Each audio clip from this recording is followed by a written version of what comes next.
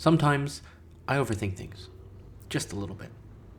One negative idea will lead to another until a cascade of insecurities and anxieties piles up like some rogue wave. More often than not, nothing material about my life will have changed, and yet everything seems to suddenly be cast in shadow. This shadow world is what we in popular speak refer to as the native domain of the existential crisis. Such crises are one of the mainstays of philosophy punchlines, the sullen scholar whose severe scholastic studies seduces him from the comfortable surroundings of common sense, the thinker who overthinks, the one who forgets the simplest of human joys, how to be happy. Why do we have existential crises? Or rather, why do philosophers seem to be so much more prone to these bouts of melancholic blueness? Well, the way I see it, existential crises aren't a manufactured byproduct of an overactive mind, nor are philosophers any more prone to them than regular folk. To feel blue, to feel lost, is simply an inevitable reality of life. In this sense, philosophy simply provides the vocabulary for us to identify and express this loss.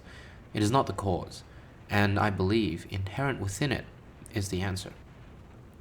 I believe that the highest aspiration of life is not happiness, but meaning. We all want to live a life that has purpose, that is moved, moves, and is moving.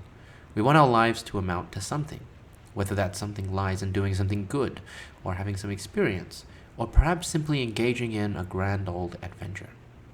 We want our lives to amount to something, because we are, whether keenly or subconsciously, aware of the opposite, the pit, the void, the bleak shadow image cast by the light we strive towards. And so, when there are lapses in our certainties, when the darkness seeps through our defenses, we go to questioning, and so we find ourselves philosophizing. The process of questioning, the process of uncertainty, is never comfortable. We enter the shadow world, the inside out, the upside down. We are braced for conflict. We lose the comforts of the known, and the unknowns assail us from all directions. Yet, though I used to fear this, like instinctually we all fear the dark, I realized that the shadow world is not a destructive force, but a constructive one. The yin-yang in Chinese philosophy is a universal symbol for the conflict of opposites within the world.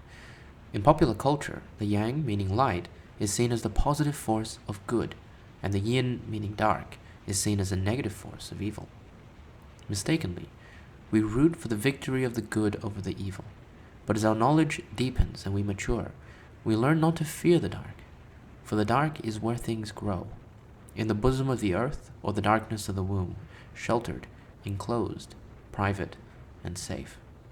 The light would be meaningless without the journey through the dark, as too would the dark be meaningless if it continued forever. Our search for meaning has a hidden cost. Things without a cost, after all, have no value that we can know. The cost of meaning is the threat of meaninglessness. Neither can be had without the other. So it is that philosophy gives us the vocabulary to express what our emotions instinctually detect.